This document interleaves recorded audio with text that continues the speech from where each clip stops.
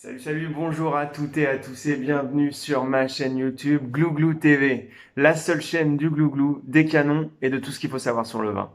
Aujourd'hui, dans cette deuxième vidéo, j'ai donc choisi de m'attaquer au plus gros morceau, la dégustation. Ouais, c'est le plus important, le principal, de vous donner quelques tricks, quelques conseils pour mieux appréhender et mieux apprécier les vins que vous allez pouvoir déguster. Premier conseil que je peux vous donner si vous commencez à vous intéresser au monde du vin et à vouloir en découvrir un petit peu plus, c'est de surtout ne pas se laisser impressionner par justement le nombre de bouteilles, de vins, d'appellations, de crus, de vignerons, de vintage et que sais-je encore. Surtout pas se laisser intimider. Le vin, c'est une matière infinie et on y apprend tous les jours.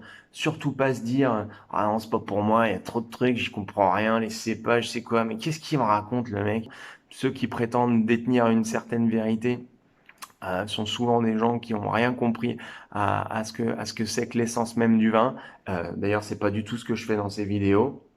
On est d'accord. Non, donc surtout ne pas se laisser impressionner.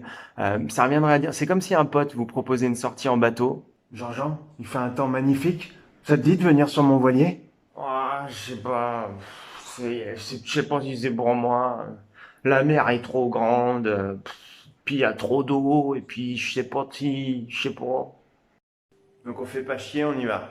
Deuxième conseil, et c'est vrai que ça change pas grand-chose à la dégustation, mais c'est la manière dont on tient son verre. Un peu de style quand même. On voit trop souvent des personnes tenir leur verre comme si soit il y avait un tremblement de terre. Au secours! Ah, au secours! Soit ils étaient victimes d'une crise d'épilepsie. Je crois que je me sens pas bien, Jean-Jean. Je me sens pas bien.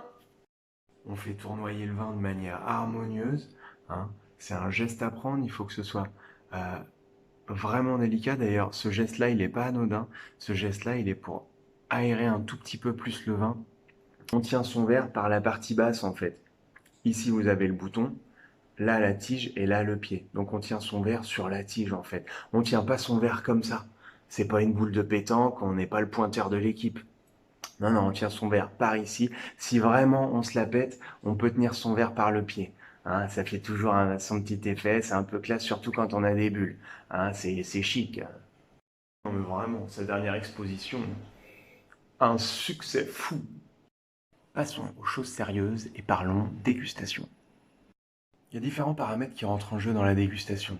Tout d'abord, le visuel. Très important.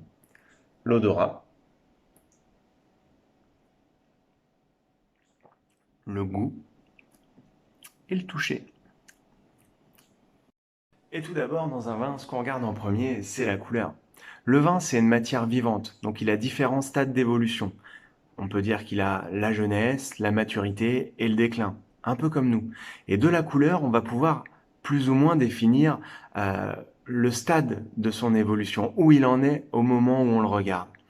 Plus un vin rouge sera avec une robe cerise, par exemple cerise un peu burla, cerise noire avec des reflets violacés, plus on pourra définir que ce vin est jeune. En vieillissant et en atteignant la maturité, il va avoir des reflets plus cuivrés, plus rouge-orangé, voire limite brun quand on arrivera sur le déclin. Donc de la couleur, on peut définir un stade d'évolution du vin. C'est pareil pour les blancs. Pour les blancs, au début, on aura des robes jaunes, qu'elles soient transparentes, brillantes, avec des reflets métal argentés, des reflets verdoyants. Et plus on ira sur un stade d'évolution avancé sur un vin blanc, de 10, 15 ans par exemple, plus on aura des couleurs un petit peu plus profondes qui tireront légèrement, pareil, sur le doré, cuivré, le côté ambré des vins. Donc voilà, comme c'est une matière vivante, on peut en définir pas mal de choses de la couleur. Et puis, c'est super beau à regarder un vin. Il y a 1000 adjectifs. C'est vrai que moi, quand j'ai commencé, j'étais très primaire. Je suis resté au cours d'art plastique avec les 4 couleurs primaires. Depuis que je m'intéresse au vin, j'en connais plein des couleurs. Et puis c'est super sympa, on étoffe son panel de couleurs, on regarde un vin, on l'apprécie, on a l'impression d'être un peu comme un dessinateur, et puis on cherche de nouvelles nuances. Enfin, un vin à regarder, c'est très joli. Et puis, il y a d'autres choses à regarder dans le vin. Par exemple, je ne sais pas si vous le voyez, mais sur le rebord du verre, on voit quelques larmes qui coulent. Ça indique pas grand-chose sur l'état du vin, si ce n'est que plus on aura des larmes épaisses, Alors après, tout dépend du verre qu'on utilise, mais en général, plus les larmes qui coulent seront épaisses, plus on pourra supposer de l'état de viscosité d'un vin, de son caractère un petit peu gras, un petit peu rond, notamment pour les vins sucrés. C'est très beau à voir les larmes d'un vin sucré couler le long de la paroi du verre.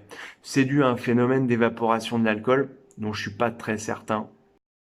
Deuxième étape, l'odorat. L'odorat, c'est hyper important et en même temps, c'est hyper déroutant. Parce que la première fois que tu mets ton nez dans un verre de vin, ça sent le vin ou ça sent, ouais, ça sent le vin, quoi.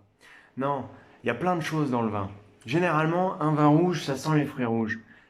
Ok, ça sent les fruits rouges. Quels fruits rouges? Framboise, fraise. Ensuite, ils sont comment ces fruits? Comment ils t'apparaissent? Plutôt frais, plutôt façon confiture. Et là aussi, tu vas pouvoir définir différentes choses. Plus les fruits sont frais, plus tu vas définir un vin jeune. Plus les fruits seront compotés façon confiture, peut-être même façon liqueur. Plus le vin aura un état d'avancement un petit peu plus âgé. Et du coup, il faut s'entraîner. Sentir un vin, c'est d'abord se préparer à capter les informations. Sentir les choses, c'est pas un réflexe qui nous est forcément très très commun. Moi, en tout cas, personnellement, j'avais pas l'habitude de sentir toutes les choses que je mangeais. Bon, j'ai une vague idée de ce que ça sent une banane, ce genre de choses-là, donc des choses qui sentent fort. Mais c'est vrai que se servir de son nez en permanence, c'est pas un réflexe que j'avais tout le temps. Donc j'ai dû m'exercer. Et moi, je vous conseille de le faire.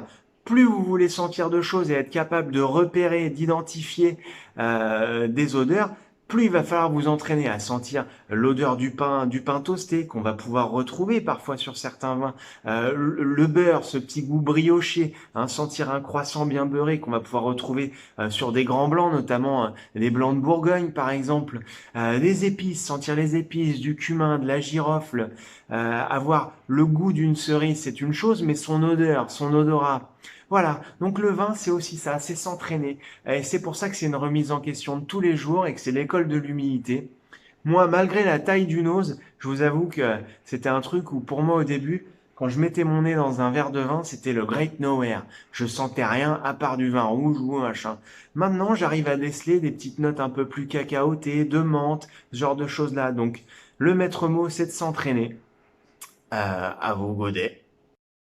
Et passons à la partie pratique. Et aujourd'hui, pour imager et illustrer ces deux premières étapes de la dégustation que sont le visuel et l'odorat, j'ai choisi de vous présenter un vin de chez Michel Aubéry du domaine Gramenon qui s'appelle Poignée de raisin.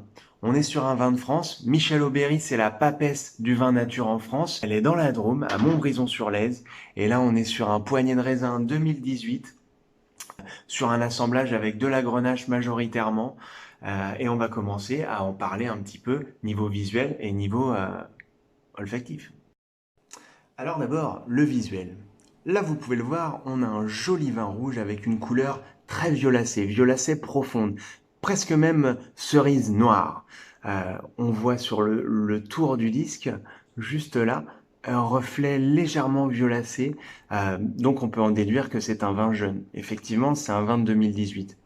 Peu de transparence dans ce vin, donc une couleur assez intense, très profonde, qui laisse présager d'un jus avec une belle matière en bouche. Côté brillance, on est impeccable. Là, vous voyez, le disque brille complètement. C'est un peu compliqué à voir sur mon téléphone, mais il y a une jolie brillance. Pas de dépôt à l'intérieur, ni de bulles qui pourraient laisser présager de la présence encore de gaz carbonique. En même temps, je l'ai bien aéré depuis le temps que je fais la vidéo. Donc déjà, on a eu plusieurs informations. Jolie couleur, sombre, profonde, des reflets violacés, donc on est sur un vin un petit peu jeune. Le caractère profond de ce vin va peut-être nous indiquer qu'on est sur un vin soit moitié sud, soit un vin fait avec un cépage avec une belle intensité colorante. Tout ça, c'est des informations qu'on va pouvoir glaner et dérouler le fil d'une dégustation, notamment si on fait une dégustation à l'aveugle. Donc, pas de dépôt à l'intérieur. Michel Aubéry, c'est une papesse du vin. Son vin est nickel. Visuellement, on est sur un très joli vin qui donne envie de le sentir. Au niveau olfactif, deux choses à faire. La première, c'est de faire un premier nez. Ici, on va pouvoir noter un nez avec une belle intensité olfactive. C'est pas extraordinairement ouvert, mais on sent quand même plusieurs choses. La première, c'est les fruits rouges et les fruits noirs. Une belle association de mûres, de framboises et de cassis, un joli petit cocktail, et avec derrière une trame légèrement épicée. Deuxième chose qu'on fait quand on veut déguster un vin, c'est de l'aérer un tout petit peu et de le sentir une deuxième fois pour noter l'évolution entre le premier et le deuxième nez. Parfois, au premier nez, euh, l'intensité olfactive n'est pas très présente. En l'aérant un tout petit peu, en faisant tournoyer le vin, on va pouvoir développer et révéler certains arômes. Ici, c'est assez fidèle à ce qu'on a senti au premier nez. Donc quelque chose d'assez similaire, pareil, toujours sur ces notes de framboise, de mûre, et avec une trame légèrement épicée à la fin, qu'on va pouvoir définir un peu plus sur de la girofle. Alors on va continuer la dégustation, même si je vous ai pas parlé des deux dernières étapes qu'on évoquera la semaine prochaine, qui sont le goût et le toucher du vin. On va continuer parce que c'est Michel Aubéry et qu'on est en train de boire la Poignée de raisin 2018. C'est un vin magnifique, un vin naturel, donc zéro trace de pesticides, un vrai respect de l'environnement. C'est une dame qui fait ça depuis presque 30 ans, un vrai savoir-faire. C'est plus que du vin qu'on boit, c'est tout son savoir-faire, tout son terroir du sud de la Drôme, à Montbrison-sur-Lèze. Donc on va continuer. Que du fruit, du glouglou, un caractère un petit peu velouté. C'est vraiment un vin magnifique. C'est tout ce qu'on attend d'un vin rouge léger sur le fruit. Il y a quand même de la gourmandise. On a un jus avec un joli toucher de bouche, du velouté. Et il y a une jolie trame dynamique avec cette acidité des fruits rouges qui viennent nous chatouiller un peu le palais. C'est un vin magnifique. Moi, je vous conseille d'y aller pour 15 euros. Il n'y a pas de produits phyto à l'intérieur. C'est que du bon, que du raisin, que du lourd. Majorité de grenache. Voilà. Donc on se revoit la semaine prochaine pour parler des deux dernières étapes de la dégustation. Et en attendant, vous savez où ce qu'il vous reste à faire. Épauler, jeter, buvez.